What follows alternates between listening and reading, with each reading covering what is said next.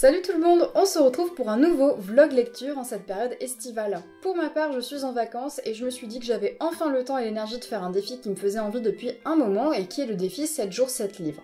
C'est-à-dire que je vais essayer de lire un livre par jour pendant une semaine. C'est un défi qui, par nature, je trouve, pousse un petit peu à une forme de consommation de la lecture qui est assez... qui pousse peut-être plus à privilégier la quantité que la qualité, parce que 7 jours 7 livres c'est quand même pas rien en quelque sorte. Donc pour ma part j'ai fait en sorte d'avoir une sélection d'ouvrages qui dépasse pas les 200-250 pages pour que ça soit réalisable pour moi en une journée. Je suis quelqu'un qui lit assez vite mais je voulais quand même pas me mettre de pression par rapport à ça, c'est pas du tout le but. Et donc voilà, je me suis dit que 200-250 pages par jour c'était à peu près ok pour lire un livre et bien s'en imprégner, pas juste le lire et oublier 2 jours après de quoi ça parlait. Pour faire cette sélection, j'ai pris dans ma pile à lire tous les livres qui remplissaient ces critères-là, donc de 200-250 pages max. Je les ai empilés et j'ai fait un tirage au sort tout simplement de 7 ouvrages qui sont concernés. Et donc je me retrouve avec cette petite pile. Et alors là, si vous savez compter, normalement, vous vous êtes rendu compte qu'il n'y a pas 7 livres, mais qu'il y en a 8. C'est parce qu'en fait, j'ai un couple de BD qui vont plus ou moins ensemble et que je me suis dit que j'allais les mettre sur la même journée, parce qu'une BD, c'est quand même un petit peu plus court à lire, on va dire. Bon, bref, j'adapte un petit peu, on verra ce que ça donne. Je vais vous présenter cette pile. Vous allez voir qu'il y a pas mal d'auteurs et d'autrices de pays différents, plus d'auteurs que d'autrices d'ailleurs, il y a une majorité d'auteurs. Le hasard a mal fait les choses, mais bon, c'est pas très grave. Et c'est parti, je vais vous présenter ça. Donc tout d'abord, j'ai Tous s'effondrent de Chinua Achebe, qui est un auteur du Nigeria, et qui va parler un petit peu de la colonisation, enfin l'arrivée de missionnaires dans un village au Nigeria tout simplement, et donc parler de la colonisation je pense au sens large, et de ce que ça a fait sur ses habitants. C'est un ouvrage qui est assez connu il me semble, et que j'ai dans ma pile à lire depuis un moment, donc voilà. Je pense que je vais commencer par celui-ci d'ailleurs. Ensuite, j'ai La brèche de Vladimir Makanin, pardon. Donc là, le nom peut-être vous avez deviné que c'est un auteur qui est russe, et c'est un ouvrage qui a l'air de parler un petit peu, d'avoir une thématique assez absurde, où en gros les intellectuels se sont réfugiés dans un souterrain, il y a plus grand monde qui vit à la surface, et visiblement c'est une sorte de critique de la société soviétique, donc j'espère que j'aurai suffisamment le bagage du contexte historique et politique pour comprendre les références de l'ouvrage, et sinon j'essaierai de me renseigner. Mais voilà, ça a l'air d'être intéressant, et puis c'est vraiment très court, comme vous pouvez le voir. De toute façon, je reviendrai en détail sur chaque lecture après les avoir lus, bien évidemment. Alors ensuite, cet ouvrage-là, je pense qu'il va être très difficile à lire, c'est L'attentat de Yasmina Khadra. C'est un livre que j'avais trouvé en boîte à livres, et quand je l'ai retrouvé du coup là en faisant le tirage au sort, je n'avais aucune idée de quoi ça parlait, j'en avais aucun souvenir. Yasmina Khadra, il est d'origine, il est algérien, c'est un auteur algérien. Et dans cet ouvrage-là, il va raconter un attentat qui a lieu à Tel Aviv, un attentat à la bombe, et il y a un chirurgien donc, qui vit à Tel Aviv, qui je crois d'origine arabe, c'est ça, il est chirurgien israélien d'origine arabe qui va opérer, qui doit en tout cas faire l'analyse du corps de la kamikaze. Et en fait, il se rend compte que c'est sa femme. Et de ce que j'ai pu comprendre, en gros, l'ouvrage va parler, vous vous en doutez sans doute, du sort des Palestiniens en fait, du peuple palestinien, et de son combat désespéré. Donc je pense que ça va vraiment être une lecture assez difficile, mais ô combien importante. Ensuite, j'ai un ouvrage bilingue. C'est vrai que j'en ai quelques-uns des fois dans ma pile à lire, des ouvrages bilingues en italien, parce que c'est une langue que je travaille plus du tout, donc j'essaye de faire un peu des trucs de compréhension orale et écrite quand j'ai la motivation. Et donc là c'est un ouvrage que j'ai trouvé sur les femmes de l'Italie méridionale, donné del Mezzogiorno. Donc c'est un recueil de 4 textes qui sont écrits 2 par des hommes et 2 par des femmes je crois, et qui en gros sont des nouvelles sur des figures féminines du sud de l'Italie au XXe siècle, donc je connais pas du tout, je pense que ça sera hyper intéressant. Je pense que c'est une lecture qui a l'air courte comme ça, mais en fait souvent ce que je fais c'est que je lis en italien d'abord, et après j'essaie de lire en français pour voir ce que j'avais retenu et compris. Donc finalement ça prend pas mal de temps. Lire dans une langue étrangère, je trouve que c'est tout de suite plus la même que de lire en français. Mais voilà, ça sera intéressant même pour découvrir des auteurs et des autrices italiens et italiennes, j'aime bien en découvrir, donc ça promet d'être assez chouette. Et puis en plus, sud de l'Italie, ça fait un petit peu été, je trouve, donc voilà. Alors ça, c'est une lecture, j'ai vraiment hâte de la faire. C'est Les tambours du dieu noir, donc de Fenderson Jelly Clark. C'est un recueil de 2 nouvelles qui sont des nouvelles uchroniques un peu, et peut-être un peu fantastiques. J'ai vraiment hâte. J'avais présenté ça dans un dernier book haul, il me semble. Donc bon, je vous en reparlerai qu'une fois que je l'aurai lu, mais ça je suis très enthousiaste à l'idée de le lire. Ensuite, j'ai des bandes dessinées, plus précisément des comics de l'univers de DC Comics et plus précisément de l'univers de Batman. J'aime beaucoup l'univers de Batman depuis toute petite. C'est un truc qui me fascine et donc j'ai pas mal d'ouvrages de Batman. Et donc j'ai ça, j'ai Batman les contes de Gotham et vous voyez que le style est très particulier. On est sur un style un petit peu aquarelle. Un petit peu dessin enfantin, un peu aquarelle, qui est un style pas du tout commun, je trouve, pour l'univers de DC Comics, qui est plutôt un univers dark, habituellement, je trouve. Là, il y a vraiment un style très particulier qui m'avait beaucoup intriguée, et je me demande si c'est pas un peu une réadaptation de certains contes. En tout cas, j'aime bien ce qui tourne autour de la thématique des contes, j'aime bien les réadaptations ou les adaptations, tout simplement. Je trouve que c'est hyper intéressant, donc ça promet d'être une bonne lecture aussi, je pense. Et alors, le clos du spectacle, je pense que ça se passe de tout commentaire. Regardez-moi ces beautés. Voilà. Bon, j'aime beaucoup Poison Ivy de base, mais alors quand j'ai vu ces bandes dessinées qui sont déjà sorties il y a quelques années déjà, je me suis ruée dessus parce que franchement, c'est un objet magnifique en tant que tel. Franchement, mais regarde, enfin... Je pense que je vous ferai des plans sur les pages, mais c'est absolument superbe. J'aime bien l'aplat de couleurs, en fait, la façon dont il y a un aplat de couleurs et le dessin, tout simplement, j'aime beaucoup. Donc je pense que ça va vraiment être chouette aussi. Et voilà, c'est pour ça que je les ai mis ensemble, parce que c'est ces deux tomes à la suite. Je crois qu'il y en a 3 ou 4, hein, des tomes de Poison Ivy, il me semble, si je dis pas de bêtises. Voilà, donc c'est les 2 premiers. Je verrai si ça me plaît. Donc voilà, il n'y a plus qu'à lire tout ça maintenant. Je vous débrieferai au fur et à mesure de mes lectures, de ce que j'en ai pensé, si j'ai apprécié ou non. Et puis voilà, c'est parti.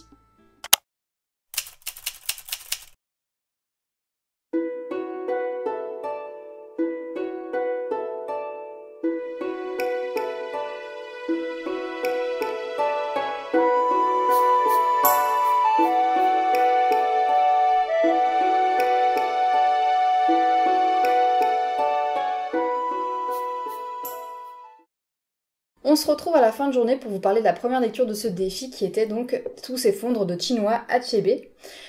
Donc c'est un auteur nigérian et il va parler d'une ethnie de ce pays qui existe toujours aujourd'hui, qui sont les Igbo. J'ai vu aussi sur internet que ça s'appelait les Igbo, mais dans le texte ils les appellent les Igbo, donc c'est le terme que je vais utiliser. C'est une ethnie qui existe toujours et qui est assez conséquente, et je crois qu'il représente à peu près 20% de la population au Nigeria. On va suivre en fait Okonkwo, qui est un homme qui vit dans un village Igbo et qui est un homme assez respecté. Il s'est affranchi un petit peu de l'héritage de son père qui était un homme assez feignant. Lui, Okonkwo a travaillé très dur justement pour se créer une réputation. C'était un guerrier qui est reconnu, qui est respecté dans le village. Il a une place assez importante. Et on va suivre son quotidien dans ce village.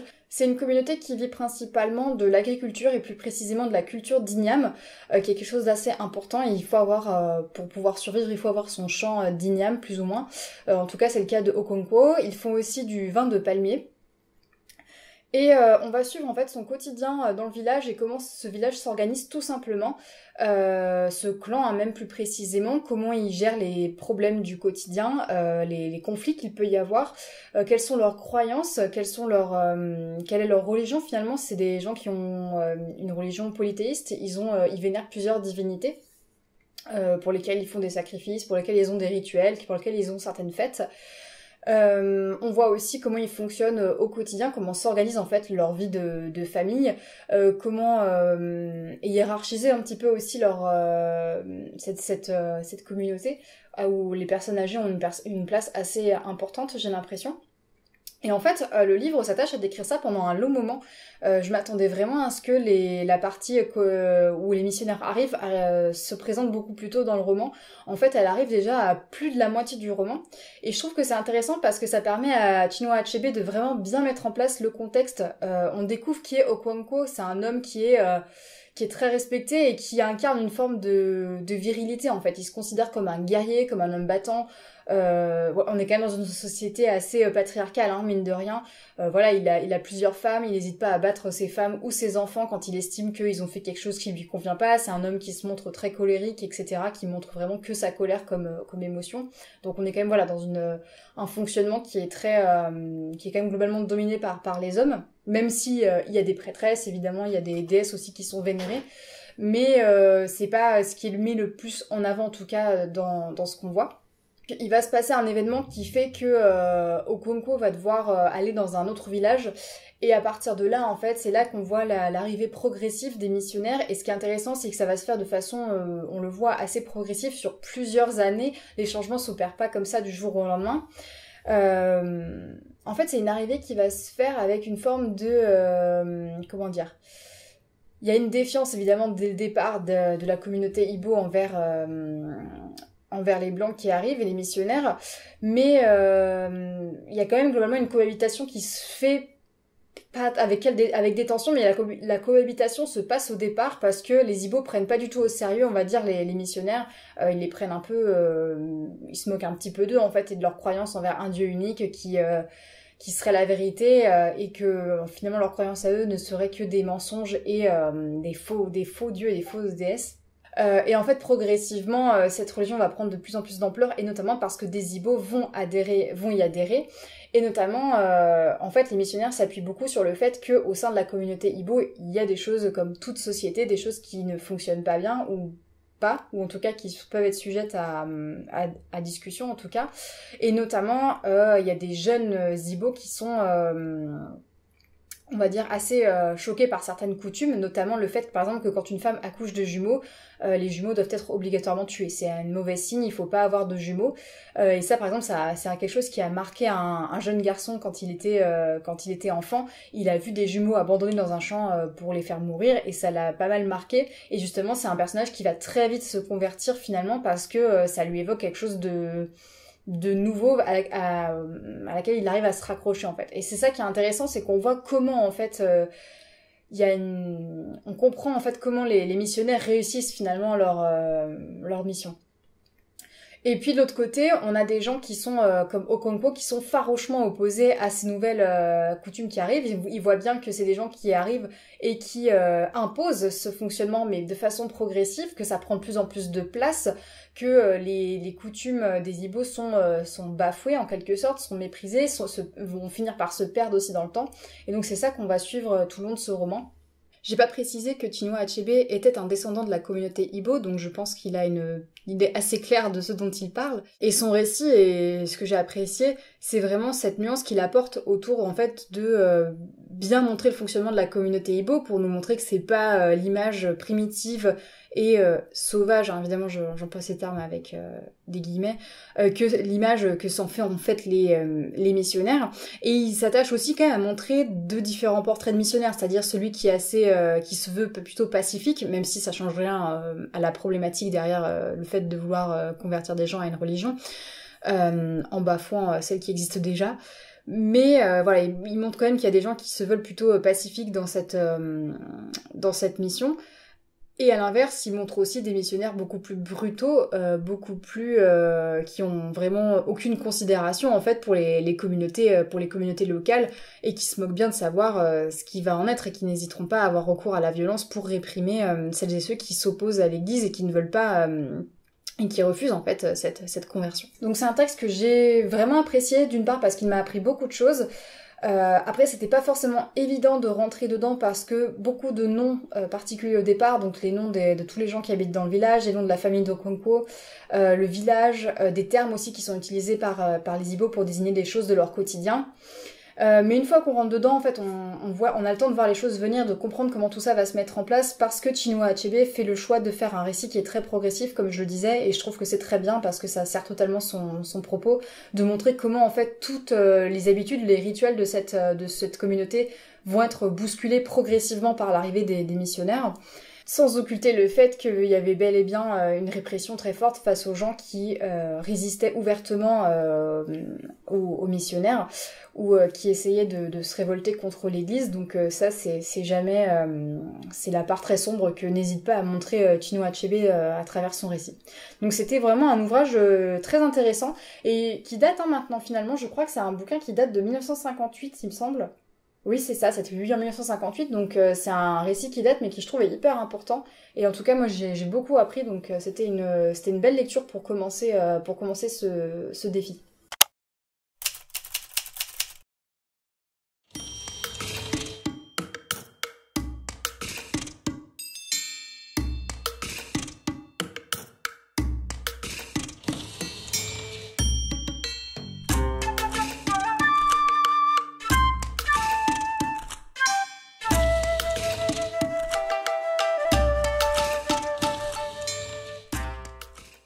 Bonjour, on se retrouve le deuxième jour de ce vlog et je vous présente ma lecture du jour qui était donc La Brèche de Vladimir Makhanine, qui est un roman russe, très court comme vous pouvez le voir, qui traite donc qui prend place à Moscou, dans une ville un petit peu qui est devenue post-apocalyptique, un petit peu qui a vraiment des airs de ville dévastée.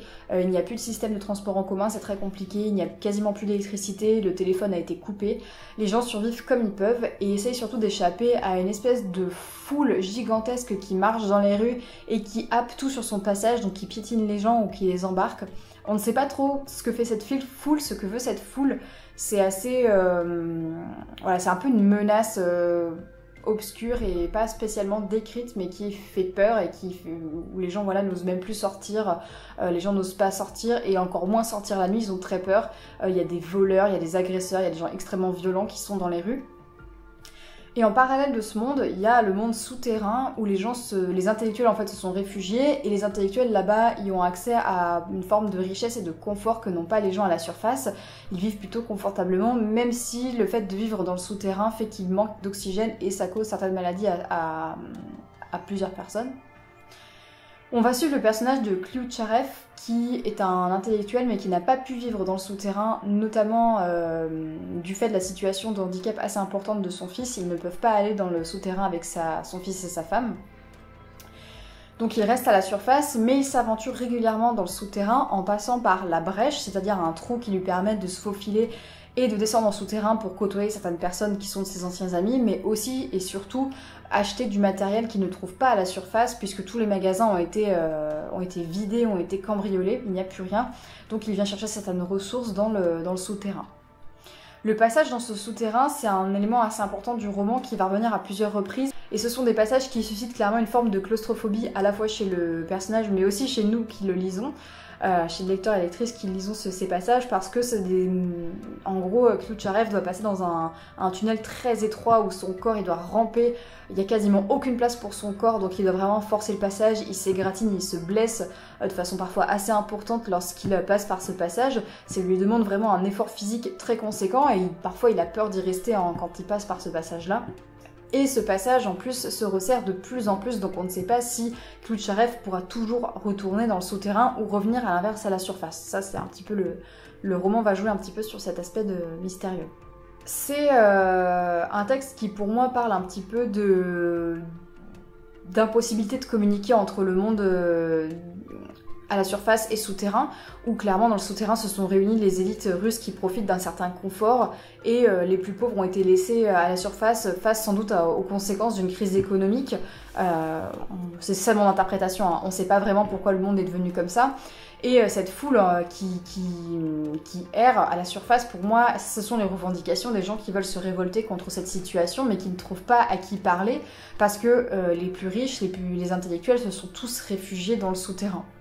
Klyucharev, il regrette de ne pas pouvoir rejoindre le souterrain parce qu'il aimerait pouvoir avoir des débats, des discussions, parler tout simplement, chose qu'il ne fait quasiment pas à la surface. L'entraide est très compliquée, la confiance est compliquée, même si le roman se veut avec une petite note un peu plus positive sur la fin, ce qui n'est pas toujours le cas dans les œuvres russes en général. Je trouve que le peu d'œuvres russes que j'ai pu découvrir, à savoir des films ou des romans, c'est quand même des œuvres souvent qui sont assez sombres, je trouve. Makhanine cherche quand même à donner une petite lueur d'espoir malgré tout. Mais voilà, pour moi, c'est vraiment l'impossibilité de communiquer entre ces deux mondes. Et finalement, les riches se sont terrés loin de tout et ils profitent du nouveau monde, entre guillemets, tandis que les plus pauvres sont laissés à l'abandon et face aux conséquences directes d'une crise économique où il n'y a plus rien, il n'y a plus d'électricité, on ne peut plus vraiment vivre dignement. Et on vit dans la peur constante, finalement. On vit dans une insécurité permanente de ne plus trouver à manger, de ne plus pouvoir survivre, tout simplement. Je suis pas du tout une spécialiste de l'URSS, mais ce roman est sorti, il me semble, en 91, qui correspond, si je me souviens bien, à la chute, l'année de la chute de l'URSS, justement. Donc je pense vraiment ce que Makhanine voulait représenter, c'était vraiment la fin de ce régime et de cette société qui devenait de moins en moins vivable, où il y avait une fracture qui semblait être, qu'on ne pouvait plus colmater, finalement. Je connaissais pas du tout cet auteur, mais j'ai beaucoup aimé son style. Ça se lit vraiment bien et il y a beaucoup de moments où ça m'a rappelé le roman La Route de Cormac McCarthy, notamment dans l'aspect de survie et de société un petit peu dystopique, je pense, ou post-apocalyptique en quelque sorte. Et tout ça pour porter un message politique assez intéressant et assez fort, même si je suis pas sûre d'avoir forcément toutes les subtilités, parce que comme je le disais, je suis pas du tout une spécialiste d'histoire de l'URSS, mais en tout cas c'est vraiment intéressant et je suis contente d'avoir découvert cet auteur et ce texte. Il s'appelle j'arrive pas à le dire. Klucharev, voilà. Bonjour, 3e jour de ce vlog. J'ai commencé à lire les contes de Gotham, donc un ouvrage sur Batman mais revisité version conte, avec un style de dessin très particulier que j'aime vraiment beaucoup, que je trouve très intéressant à utiliser pour ce type d'univers. Donc c'est un ton pour l'instant qui est quand même assez enfantin. Je pense que c'est un comic books qui se veut plutôt adressé aux enfants, ou en tout cas à un jeune public, je pense. C'est très... voilà, il y a pas mal de blagues, un ton enfantin assez drôle, ça m'a fait sourire. Donc je pense que ça s'adresse plutôt à un jeune public, mais en tout cas c'est très chouette. Je trouve vraiment que Dustin Nguyen, qui est au dessin, a fait un travail hyper intéressant avec quelque chose de qui fait très crayonné. Je sais pas si des fois il utilise de l'aquarelle ou du crayon de couleur, on dirait un peu un mélange entre les deux, mais en tout cas ça rend extrêmement bien.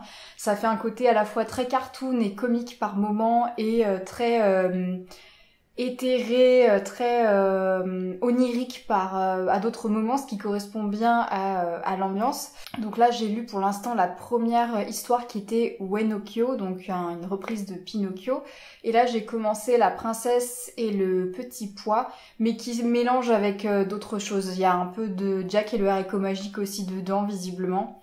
Et je crois que dans les autres contes qui sont utilisés, il y a Alfred au Pays des Merveilles, et le dernier c'est La Reine des Neiges, donc voilà, ou La Reine des Glaces, je sais plus exactement, quelque chose comme ça, mais ça reprend le conte de La Reine des Neiges, je pense. Je vais essayer de finir ça, je dois partir dans pas très longtemps, donc je vais rentrer tard, donc je pense qu'il faut que j'essaie de finir là avant de partir, et puis sinon c'est pas hyper grave, je le continuerai demain matin, c'est pas comme si c'était extrêmement long. Voilà, voilà.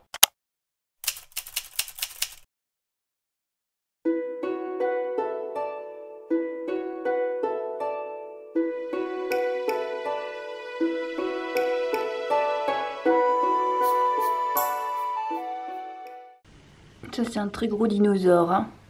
Ouh là là, grand dinosaure. On se retrouve le lendemain de ma lecture des contes de Gotham, donc j'ai eu le temps de finir hier après-midi. C'est vrai que je vous ai pas mentionné l'auteur et l'illustrateur qui sont Derek Friedholz et Dustin Nguyen. Et j'avais le sentiment quand je vous en ai parlé de cette lecture que c'était assez enfantin comme ton, et en effet en fait c'est un Urban Kids, je sais pas si on le verra bien.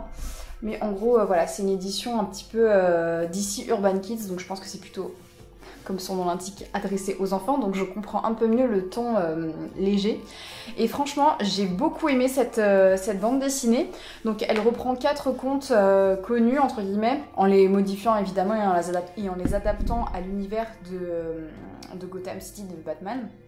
Donc on a Pinocchio, on a La Princesse et le Petit Pois, vous savez, la princesse qui a un petit pois sous une dizaine de matelas et qui le sent malgré tout. Il y avait un peu d'inspiration de Jack et le haricot magique d'ailleurs dans cette histoire, vite fait. Il y avait Alice au Pays des Merveilles et enfin La Reine des Neiges. Et j'ai trouvé que le style de dessin m'a vraiment beaucoup plu. C'est très inhabituel comme style graphique, je trouve, pour du Batman, et je trouve ça sympa de tester des styles graphiques un peu différents pour ce type d'univers. Enfin, en fait, j'aime bien quand un univers existe depuis longtemps et qu'on le réadapte sous différentes formes, qu'on l'exploite de différentes façons. Et justement, le fait de le reprendre sous forme de conte, je trouve que c'est hyper intéressant parce qu'en effet, il y a des personnages qui s'y prêtent très très bien. Pour Alice au Pays des Merveilles, par exemple, eh bien, on a Harley Quinn qui fait la reine, la méchante reine, qui est accompagnée aussi du Joker. Donc il y a par exemple aussi Catwoman qui fait le chat de Cheshire, je sais pas comment on dit, le chat quoi, dans Alice au Pays des Merveilles. Bref, donc il y a pas mal d'idées assez intéressantes où les personnages sont repris. De l'humour, pas mal, un humour qui peut paraître peut-être un peu enfantin, mais moi qui m'a fait pas mal sourire avec beaucoup de jeux de mots et de blagues. Je m'attendais pas du tout à ça et c'était très chouette. J'aime vraiment beaucoup le dessin, je disais, avec un gros travail en fait sur les couleurs. Je pense que c'est que de l'aquarelle. J'ai cru à un moment donné qu'il y avait un peu du crayon de couleur, mais je pense que c'est vraiment que de l'aquarelle. Et la dernière histoire, c'est vraiment celle que j'ai préférée, je pense. D'une part parce qu'elle s'émancipe du format qu'il y a sur les 3 premières histoires, c'est-à-dire que c'est pas un format avec des cases et des bulles de texte, mais c'est vraiment de grandes illustrations avec du texte ajouté par-dessus, donc ça fait plus peut-être roman graphique, je pense. Donc il y a des illustrations absolument superbes et je savais pas trop où allait nous emmener cette histoire de Reine des Neiges au départ, et finalement la conclusion, enfin le déroulement de l'histoire puis sa conclusion m'ont vachement touchée. Je m'y attendais pas, j'ai trouvé ça vraiment très très beau et ouais, vraiment superbe. Cette dernière histoire, elle m'a vraiment beaucoup plu, donc c'était une belle surprise. Franchement, je savais que j'allais apprécier parce que les dessins me plaisaient beaucoup, mais finalement j'ai trouvé que cette revisite de certains contes ou histoires connues était plutôt bien adaptée, particulièrement pour la Reine des Neiges et pour Alice au Pays des Merveilles, du coup qui devient Alfred au Pays des Merveilles. Même celle avec la princesse et le petit pois, c'était assez intéressant parce que ça s'émancipe pas mal du conte original en faisant un peu une sorte de... comment dire, en gros, il y a plein de gens sont appelés au commissariat pour témoigner sur le vol d'un diamant. Et donc on a pas mal de regards différents et de petites histoires qui se suivent par rapport à ça, et c'était assez marrant. Celui que j'ai le moins aimé finalement, je pense que c'est le premier, Uenokyo, qui est une reprise donc de Pinocchio, où je trouve que c'est pas j'ai pas trouvé ça ultra original, mais c'était quand même sympa. Et voilà, donc c'était une bonne surprise cette lecture-là.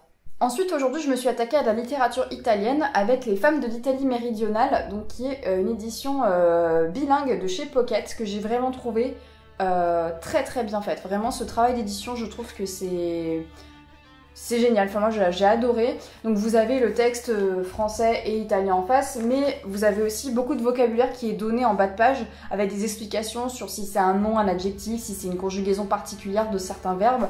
Donc, j'ai vraiment apprécié ce travail d'édition qui permet vraiment d'appréhender les textes sans avoir une connaissance parfaite de la langue originale, hein, parce que moi, en italien, je dois être niveau B1, un truc comme ça. Enfin, c'est vraiment pas fou.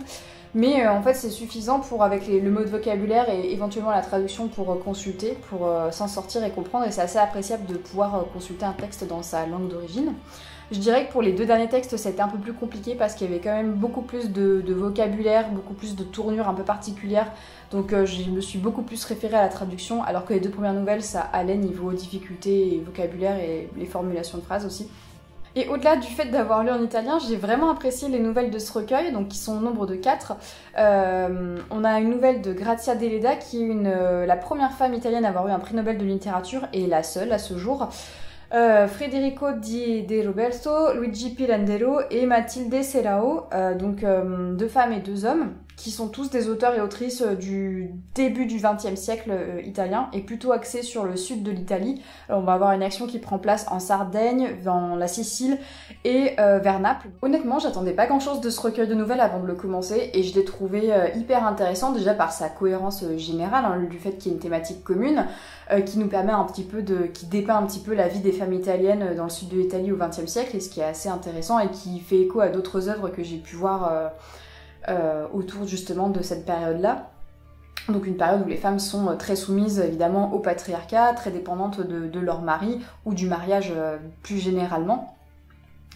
Les nouvelles étaient toujours hyper intéressantes et avaient toujours une finalité et une chute qui était assez marquante, je trouvais en général, sauf peut-être la dernière qui est intéressante parce qu'elle montre pour le coup 2 femmes qui vivent de façon très indépendante leur vie.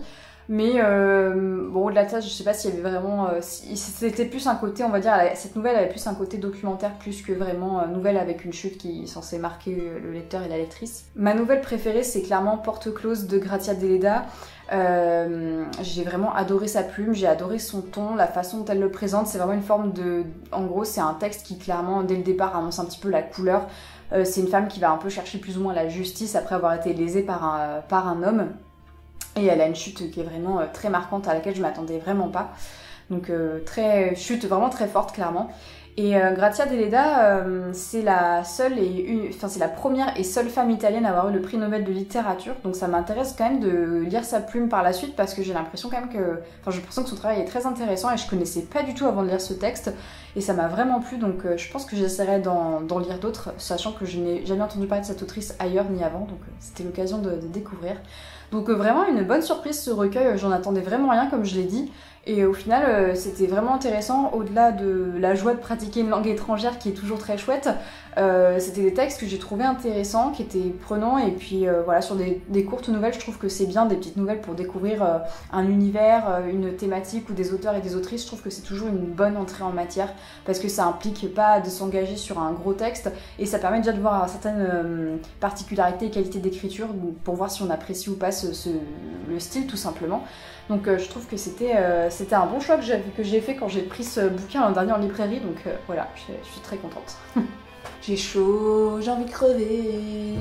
Et demain, je vais m'attaquer à un texte qui me fait vraiment un peu peur dans le sens où je pense que émotionnellement ça va être assez marquant. C'est l'attentat de Yasmina Khadra. J'espère que j'aurai le temps de le finir demain parce qu'en vrai, c'est un des plus gros livres que j'ai pris avec tous ces fonds de Chinua Achebe. Donc j'espère que j'aurai le temps. Ouais, il fait 250 pages quasiment. Donc j'espère que j'aurai bien le temps de le finir. Et voilà, je vous tiendrai au courant de mon avancée. J'ai l'air blasée de fou, c'est juste que je suis crevée et qu'il fait très chaud.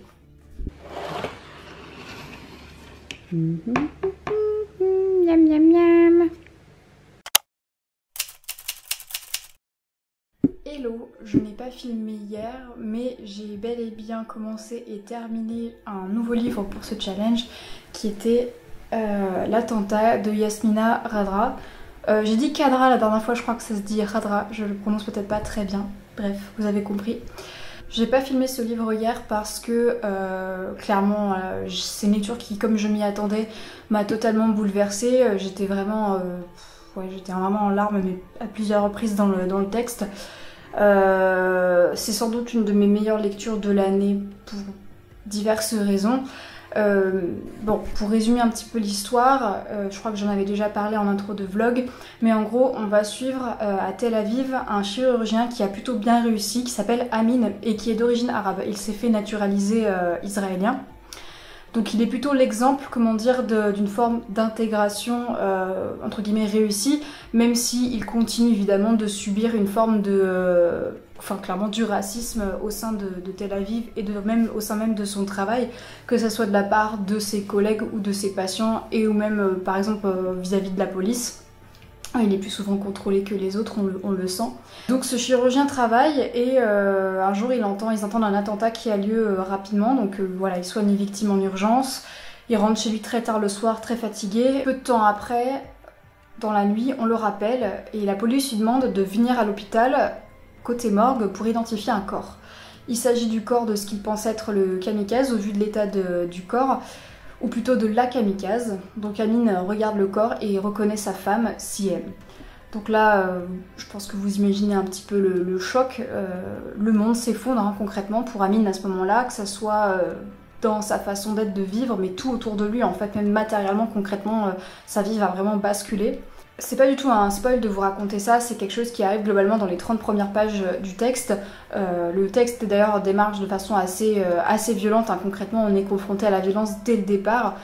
Je vous rassure, pas d'une façon qui est sensationnaliste ou voyeuriste, mais vraiment la violence dans ce qu'elle est, dans ce qu'elle représente de plus dur pour les êtres humains. Amin a fait cette découverte, son monde s'effondre, mais surtout au départ, il est dans le déni en fait. Il est dans le déni du fait que sa femme ait pu commettre un tel acte. Pour elle, c'est une victime comme les autres. Il va faire un petit peu un cheminement à la fois psychologiquement, mais ensuite aussi physiquement, puisqu'il va voyager, il va commencer à chercher en fait des informations, des indices, ce qui a pu pousser sa femme à faire ça, et surtout ce qu'il n'a pas vu. Puisque ça vraiment, le roman va beaucoup être autour de ça, de ce que Amin n'a pas vu ou a refusé de voir, on ne sait pas trop, c'est en fait un peu le but de l'ouvrage, sur les motivations de sa femme.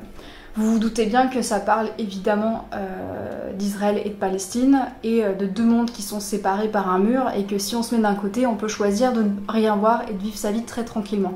Sauf que de l'autre côté, c'est impossible de ne rien voir parce que on est menacé, la vie est menacée, les conditions de vie, de survie au quotidien sont menacées et on ne peut pas faire autrement que de se battre finalement pour sa survie. C'est un texte qui est profondément éprouvant, vous vous en doutez, de par ce qu'il raconte tout simplement, deux mondes qui ne peuvent pas vivre en paix, et dont un qui est absolument martyrisé, clairement, bien plus oppressé que l'autre évidemment. C'est d'autant plus dur que ce texte, on sait qu'il sort au début des années 2000, je crois que ça correspond, si je ne dis pas de bêtises, à la première ou deuxième intifada ou quelque chose comme ça, mais j'ai pas rechecké les dates avant de faire de tournée. Mais de toute façon, tout ça ne s'est jamais arrêté, c'est toujours en cours. On a atteint un point de violence tel qu'aujourd'hui on parle bel et bien d'un génocide qui se déroule sous les yeux de l'Occident sans que personne finalement ne bronche vraiment, côté gouvernement en tout cas. Et c'est ça qui fait que le texte est extrêmement dur à lire en fait. Il y a autre chose qui m'a profondément marqué, c'est l'écriture de Yasmina Khadra que j'ai trouvé vraiment... Enfin je connaissais pas du tout cet auteur et j'ai été impressionnée de son style, de sa façon d'écrire, de la finesse qu'il y a, de la poésie qu'il y a, Ouais, c'est vraiment magnifique, c'est un des textes, à la fois c'est magnifique, à la fois c'est extrêmement dur, évidemment, au vu de ce que ça raconte. J'ai vraiment trouvé que c'était très fort. Clairement, ça rentre dans une de mes meilleures lectures de l'année, je crois que j'ai déjà dit, mais ouais, je connaissais pas du tout cette plume et ça m'a beaucoup donné envie de lire d'autres ouvrages de cet auteur qui, je sais, a beaucoup de reconnaissance et est très reconnu dans le milieu littéraire, mais j'avais jamais eu l'occasion de le lire jusqu'ici. Et j'avoue que j'ai été assez bluffée par ce texte. Hein. J'ai commencé, je pouvais plus décrocher et vraiment, ouais, ça m'a particulièrement touchée. Donc, en plus, j'aime beaucoup le point de vue qu'il pose en fait. Donc c'est un récit qui est à la première personne, qui prend le point de vue de Amine. Et je trouve qu'on voit un petit peu, sans doute peut-être, le regard de l'auteur derrière, dans le sens où c'est une quête de compréhension, évidemment. Et c'est aussi ce que l'auteur cherchait à faire, je crois, quand il a écrit ce livre. Je l'avais entendu dans une interview qui disait que globalement, quand il écrivait un roman, les thèmes qu'il choisissait, c'était des thèmes que lui, personnellement, il voulait chercher à comprendre. Et je trouve qu'on a bien ce cheminement dans le roman qui est montré, et avec vraiment un départ du roman qui est très un peu un pic, et qui se conclut un peu comme une boucle en fait. Enfin, ça se conclut, en reformant vraiment une boucle avec le début. Enfin bref, j'ai vraiment trouvé qu'en termes d'écriture, il y avait quelque chose de très très fort. Donc voilà, c'est un texte fort, clairement un texte assez marquant, que je vous recommande de lire, mais accrochez-vous parce que vous doutez bien que c'est pas forcément... ça ne respire pas la joie, hein, vous vous en doutez. Et voilà, je pense que vraiment je vais essayer de trouver d'autres textes de cet auteur parce que ça m'a absolument... ça m'a bluffé clairement et ça m'a bouleversée. Donc franchement, ouais, texte très important. Donc on est lundi, il me manque 2 ouvrages pour vraiment compléter ce défi. Donc, enfin, on va dire 3 puisque j'ai considéré que mes Poison Ivy, ça faisait Poison Ivy Infinite, là mes 2 BD, ça allait en faire une pierre deux coups, on va dire. Et donc aujourd'hui, j'avais envie d'une lecture un peu plus légère. Je m'étais dit de toute façon dans l'ordre qu'il fallait pas que je termine par l'attentat parce que je savais que ça allait être assez intense à lire. Donc je me suis gardé Les Tambours du Dieu Noir pour aujourd'hui. Donc 2 nouvelles. Fantastique, j'ai hâte de lire, c'est beaucoup plus court que ce que j'ai... Enfin attendez, remarque, je vais me faire avoir par le format parce que c'est quand même assez grand. Ouais, bref, c'est pas non plus extrêmement long, ça fait 137 pages. Donc je vais essayer de le lire dans l'après-midi et de vous débriefer en suivant. Je vois qu'il y a une suite déjà qui a été publiée après, toujours aux éditions de La Talente. Donc bref, voilà, je suis très intriguée. J'espère que j'ai un peu peur parce que j'ai vraiment des attentes hautes sur ce texte. Je suis hyper enthousiaste. Mais j'espère pas être déçue. J'ai un peu peur d'être déçue et j'espère que ça sera pas le cas parce que c'est rare que j'ai autant d'enthousiasme sur un texte et ouais, donc on va voir. J'ai hâte de voir ça, je vous dirai. Nous sommes le dernier jour du challenge. Alors, j'ai terminé Les Tambours du Dieu Noir de Fenderson Jill Clark. Je l'ai lu hier, mais il devait me rester 4 pages ce matin parce que hier soir je m'endormais, j'en pouvais plus de fatigue. Donc je me suis gardée vraiment la toute fin pour ce matin. Donc c'est un ouvrage qui est composé de 2 nouvelles qui se passent dans des univers dans le passé, mais version modifiée, enfin ce sont des uchronies, donc l'histoire a été modifiée. La première histoire se passe fin du 19e, vraiment la toute fin du 19e siècle, à la Nouvelle-Orléans. Territoire indépendant à ce moment-là, parce que les États-Unis ont été démantelés. En tous les cas, la Nouvelle-Orléans est un État qui est indépendant et considéré neutre. Mais au sein de ce territoire, on voit qu'il y a plusieurs entités qui cherchent quand même à prendre le pouvoir. On a notamment les confédérés, on a une sorte de milice locale, il y a aussi un groupe, une sorte de secte qui s'appelle les Jeannots, qu'on va découvrir. Et on va suivre une jeune adolescente qui s'appelle Lavrille, Jacqueline Lavrille. Et elle se retrouve mêlée à une histoire un peu malgré elle, où il est question en fait de ressortir une arme qui s'appelle les tambours du Deux Noir, de ressortir une arme pour menacer la ville, et c'est une arme qui avait déjà été utilisée auparavant, je crois, par les Haïtiens pour se libérer du joug de la colonisation, tout simplement, pour repousser Napoléon et ses troupes, je crois, si je dis pas de bêtises. C'est comme ça dans le bouquin, hein. Ne prenez pas pour argent comptant ce que je dis, c'est une uchronie, donc ça fait partie du bouquin. Donc c'est une arme qui a déjà été éprouvée et que les gens savent extrêmement dangereuse, et donc Jacqueline Lavrille va se retrouver au cœur de cette histoire et va essayer d'arrêter les gens qui veulent s'emparer de cette arme, et elle va être aidée pour ça de personnages assez chouettes et assez hauts en couleur, clairement. C'est pas une nouvelle que j'ai adorée, clairement, parce qu'elle est très dense, et des fois il y avait des moments où je me disais que ça aurait mérité un peu plus de développement sur certains aspects, mais j'ai beaucoup aimé, d'une part par l'ambiance et le contexte. Si vous aimez bien tout ce qui est ambiance Nouvelle-Orléans, bah là on retrouve quand même ça, hein, avec une partie un petit peu carnaval, le bayou, il y a même une petite partie un peu vaudou qui est assez... qui sont un peu les clichés qu'on a par rapport à cette région, mais qui sont là. Les personnages sont hyper intéressants, et notamment l'histoire est narrée, j'ai l'impression, en cajun. Donc le cajun, c'est un dialecte français qui est utilisé justement à la Nouvelle-Orléans et en Louisiane, si je dis pas de bêtises, donc ça existe vraiment, hein. D'ailleurs, je sais pas si ça se dit cajun ou cajoun, je suis désolée, je connais pas trop. Donc le personnage qui raconte avec cette façon de parler là, donc il n'y a pas grande différence, mais il y a 2-3 expressions, 2-3 mots où voilà, j'ai capté que du coup c'était pas, j'ai capté que c'était du cajun après, puis je crois que c'est expliqué après dans le texte. Et il y a aussi un personnage qui pour le coup parle aussi créole. Alors je sais pas quel créole spécifiquement, parce que le créole c'est très vague, il y en a plein, hein, il y a diffusion dans les pays, il y a plein de sortes de langues créoles, mais en tout cas le personnage s'exprime comme ça, donc c'est assez perturbant au départ quand on n'a pas l'habitude, mais j'ai trouvé ça assez chouette parce que c'est très rare en fait de voir ça. Enfin en tout cas moi j'ai jamais été confrontée à des textes qui l'utilisent, et donc c'est assez intéressant, et vraiment on a un panel de personnages qui est vraiment génial. Enfin j'ai trouvé qu'il y avait très très chouette là-dessus. Il y a vraiment une grande force en fait dans les imaginaires qui sont convoqués, je trouve. C'est très différent de ce qu'on a l'habitude de voir, je trouve, en imaginaire, et c'est très cool. J'ai pas précisé, mais Lavrille, elle possède en elle l'esprit d'une déesse originaire d'Afrique. Alors on n'a pas de précision, hein. Je dis d'Afrique parce que je sais pas exactement d'où elle vient, et c'est ce qui est expliqué dans le texte, qui s'appelle Oya, et qui est une divinité qui est associée au vent, aux tempêtes. Et donc il y a ça aussi qui est présent dans le texte, et qui est assez intéressant. Donc voilà, c'était pas une mauvaise nouvelle, mais j'ai bien aimé, je trouvais qu'il y avait beaucoup de richesse, mais c'est plus au niveau du rythme et du développement où j'ai peut-être trouvé qu'il y avait que j'avais un peu du mal des fois à accrocher à certaines choses, à la narration, et voilà.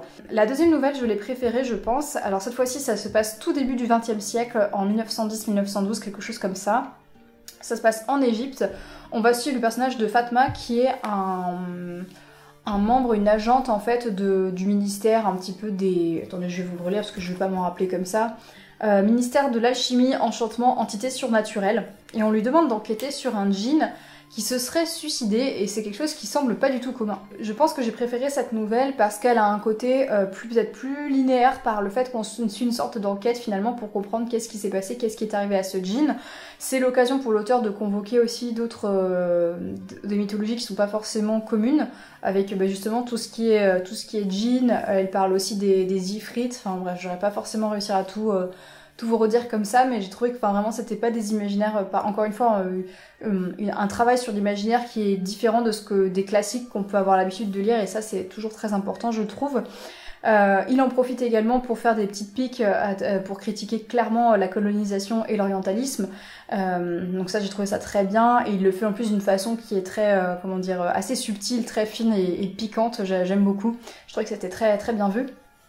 Donc franchement, j'ai beaucoup aimé. Celle-ci m'a vraiment plu. Ça se lit vraiment très vite. On en redemande un peu après en fait finalement parce que je me suis dit ouais il a vraiment en peu de pages en fait il arrive à mettre en place un univers qui est quand même assez dense, assez plutôt bien étoffé j'ai l'impression et ça donne vraiment envie de continuer à lire et justement il y a un autre recueil qui a été publié toujours aux éditions de la Talente je crois, c'est le mystère du tramway hanté, on le voit ici. Et visiblement, c'est aussi une histoire qui se passe toujours en Égypte avec ce ministère de la chimie, des enchantements et des entités surnaturelles. Ça me donne vraiment envie de me le procurer parce que là, je trouve qu'il tient quelque chose d'assez chouette. Et je vais terminer ce vlog, enfin la lecture en tout cas pour ce vlog, avec un tome, voire deux, de Poison Ivy Infinite. Ouais, c'est ça, c'est Infinite. Je sais pas si vous voyez bien d'ailleurs, je crois que c'est à l'envers, bon bref. Donc c'est un comic book où il y a pas mal de personnes qui ont bossé dessus. Et notamment la scénariste principale et la seule scénariste d'ailleurs pour les autres tomes, c'est Gwendolyn Willow Wilson, que vous connaissez peut-être parce que c'est elle qui a créé, il me semble, Miss Marvel. J'ai pas lu Miss Marvel, mais j'avais vu la série sur Disney+, et j'avais trouvé ça très chouette, parce que c'était vraiment une série... Enfin, j'avais bien aimé, franchement, cette série. C'était très rafraîchissant dans l'univers des super-héros, parce qu'on suit une jeune fille qui est donc... ses parents sont des immigrés indiens aux États-Unis et sont des musulmans pratiquants. Et du coup, la série traite en partie de ça, enfin, on parle de ce sujet, et je trouve que c'est hyper intéressant, parce que c'est pas quelque chose de très fréquent et de très représenté, j'ai l'impression, en tout cas, dans les œuvres américaines. Donc j'avais bien aimé. Donc je suis très curieuse de voir ce qu'elle va nous proposer avec ce Poison Ivy. Franchement, regardez-moi ça quoi. Je vous montre une planche au hasard là. Non mais regardez comment c'est à la fois très coloré, à la fois il y a le travail sur les traits, sur les ombres. J'adore, c'est vraiment tout ce que j'aime. Je pense que ça va... J'ai des hautes espérances, mais en fait même si l'histoire est pourrie, je vais trouver ça tellement beau, je pense que je vais me faire avoir. Donc nous verrons bien. Et voilà, bah, c'est parti. Et on se retrouve un petit peu plus tard. Je viens de dévorer les 2 tomes de Poison Ivy. Vraiment, je remonte ces couvertures parce que je ne m'en lasse pas, elles sont absolument superbes. C'est du lourd, c'est vraiment du lourd, je m'attendais pas à ça. J'ai été très très agréablement surprise. Bon déjà le dessin, je pense que je vous mettrai les inserts, mais j'ai trouvé le dessin incroyable. Il y a beaucoup d'artistes très variés qui se succèdent sur les dessins. Aussi sur l'ancrage, les couleurs, etc. Donc vraiment, on voit qu'il y a pas mal de gens différents qui gravitent en tout cas autour de la partie illustration, tout en gardant une continuité en fait quand même malgré tout, donc c'est pas choquant du tout, même si globalement il y a un illustrateur ou une illustratrice, je sais pas dire, qui revient beaucoup, qui est Marcio Takara, qui revient beaucoup. Voilà, mais il y en a d'autres, hein. Le dessin est vraiment sublime, avec un ton parfois qui est très presque dans le body horror. Il y a vraiment des planches qui sont ouais à la limite de l'horrifique, je trouve, en tout cas de déformation, de transformation, de pourriture, il y a un truc un peu comme ça qui est transparent mais tout en étant quand même très coloré. Ça joue aussi beaucoup sur les effets d'hallucination parce que je vais y revenir, mais Poison Ivy utilise une sorte de champignons qui ont des effets un peu hallucinogènes. Donc ça rend hyper bien et enfin vraiment le style est assez impressionnant et sert totalement le récit. L'histoire c'est que donc Poison Ivy était avant Queen Ivy, elle faisait qu'un avec la sève avec un grand S du coup, qui est une énergie qui lui donnait des pouvoirs vraiment surpuissants, mais c'était en train de la tuer, donc ses proches, dont sa meuf Harley Quinn, décident de la séparer de la sève pour lui sauver la vie. Mais depuis cette séparation, Poison Ivy a perdu ses pouvoirs et donc elle est un peu affaiblie et surtout elle se retrouve avec une part de sentiment d'empathie qu'elle n'avait pas sous sa forme de Queen Ivy. Et donc elle doit faire face un petit peu à tout ça. Elle quitte Gotham et elle quitte Harley Quinn pour accomplir une sorte de quête vengeresse où elle veut en gros elle veut sauver la planète et c'est-à-dire détruire tous les humains. Donc elle commence à essayer d'infecter des zones avec des champignons toxiques, c'est les champignons hallucinogènes dont je parlais plus tôt, qui s'appellent le Lamia. Enfin c'est un nom un peu plus complexe mais en gros on va le résumer en l'appelant Lamia. Et donc j'avais peur au départ que l'histoire ça soit vraiment quelque chose d'ultra nihiliste, de destruction, sans vraiment poser des questions autour de ça, et c'est... Au début c'est ça, mais justement le personnage va évoluer et s'interroger par rapport à lui-même, par rapport à ce qu'il y a autour de lui, enfin d'elle en tout cas, et c'est vraiment très bien fait. On est sur un texte qui a quand même la volonté de montrer les sentiments et l'évolution d'un personnage qui s'interroge sur ses actes, qui cherche à trouver un cheminement, en tout cas. Enfin, ce qui est sûr, en tout cas, c'est que Poison Ivy est grandement partie guidée par son amour pour Harley Quinn, ça va être un truc très important. Et elle va aussi, peu à peu, se rendre compte qu'elle a de l'empathie pour les gens autour d'elle, les rencontres qu'elle fait. C'est un texte qui m'a agréablement surprise par l'aspect politique qui est très fort. Évidemment, ça parle d'écologie, donc on a des exemples de dénonciation, d'exploitation qui se prétendent, par exemple... neutres mais qui ne sont pas en réalité. Elle parle notamment, elle fait référence au... j'ai oublié le nom que ça porte. Vous savez, quand on fracture la pierre pour récupérer du gaz, voilà, il y a un truc là-dessus. Elle parle aussi de toute l'hypocrisie qu'il peut y avoir autour de certaines personnes qui ont des discours écologistes mais qui sont des personnes très libérales et très capitalistes finalement derrière. Il y a des discours éminemment féministes, évidemment, du fait déjà qu'il y a beaucoup de personnages féminins, qu'il y a des agressions qui sont dénoncées, il y a une forme de libération par rapport aux hommes qui est montrée aussi sur les personnages féminins, de la solidarité, enfin de la sororité même plus précisément. On a des personnages lesbiens, donc c'est vraiment très fort à ce niveau-là et ça fait plaisir, les choses sont dites clairement. Je vous montrerai quelques inserts qui m'ont fait pas mal rire, mais il y avait vraiment des séquences que j'ai trouvées très fortes dans les discours, ça ne laisse pas place au doute. Donc c'est très cool, franchement ouais, très bonne surprise, je m'attendais pas à ça. Globalement quand je lis un comics, j'ai pas des attentes très élevées, je les lis surtout pour l'ambiance, l'univers. J'ai pas forcément beaucoup d'attentes sur le discours de fond, sur l'histoire, mais là j'ai trouvé vraiment que c'était vraiment chouette. Donc je suis très curieuse de voir ce que va donner la suite de cet ouvrage. Je crois qu'il y a actuellement 5 volumes qui sont parus, je sais pas si la série est terminée ou pas, mais très curieuse de voir comment va évoluer le combat de Pamela Isley, de Poison Ivy par la suite, et de comment va évoluer sa relation avec les autres autour d'elle justement. Donc vraiment très belle découverte. Ce challenge touche donc à sa fin. Petit bilan peut-être, globalement très contente de toutes mes lectures, j'ai trouvé que le hasard a bien fait les choses, je trouve que la sélection était vraiment très intéressante. J'avais des bons textes dans ma bibliothèque finalement qui traînaient depuis un moment. Certains textes, je suis contente d'avoir pu les découvrir parce que vraiment il y a certains textes que j'ai depuis un moment et que je ne touchais pas qui vraiment prenaient la poussière sur mes étagères. Donc c'est chouette d'avoir pu les lire et les découvrir. J'aime bien le fait que j'avais une sélection qui était assez diverse. Alors il n'y a pas beaucoup de femmes, mais on est plutôt sur des nationalités assez différentes et des univers et des pays très différents. Ça j'ai apprécié. En tout cas c'était intéressant de se confronter à ça et encore une fois si j'ai pu le faire c'est bel et bien parce que j'avais du temps devant moi et que j'ai pris des ouvrages aussi qui étaient pas trop longs, qui étaient adaptés à ça. Globalement je pense que je passais à peu près peut-être 3 heures par jour à lire. Ça me paraît énorme dit comme ça mais je voyais pas le temps passer donc ça veut bien dire que c'est quand même une activité qui me convient un minimum. Globalement, les bandes dessinées, je les ai lues beaucoup plus rapidement. Il y a des textes parfois qui m'ont pris 1 heure à lire, ça dépendait vraiment. Donc voilà, je me tâte en fait à réitérer l'expérience, mais sur une semaine un peu plus normale, en fait, une semaine où je travaille tout simplement. Ça serait peut-être plus bordélique, peut-être que je prendrais des livres encore plus courts pour que ça passe, mais je sais pas, je serais un peu curieuse de voir si j'arriverais à le faire. Je pense que je serais bien plus fatiguée et je suis pas sûre que ma concentration suivrait forcément, ça dépend. Mais voilà, en tout cas, je suis contente d'avoir tenté l'expérience et puis encore une fois d'avoir pu découvrir ces textes qui traînaient chez moi et qui sont globalement de qualité. Vraiment, j'ai pas eu du tout de déception ou de choses que j'ai trouvées décevantes. Tout était hyper intéressant et tout m'a appris quelque chose. Bref, donc vraiment super, je suis contente de l'avoir fait. Voilà. Écoutez, je vais m'arrêter là et je vais sans doute réfléchir à la prochaine vidéo. Et en attendant, si ça vous intéresse, je suis régulièrement présente sur Twitch le soir parce que je stream du jeu vidéo. Voilà, donc écoutez, à la prochaine et d'ici là, portez-vous bien. Ciao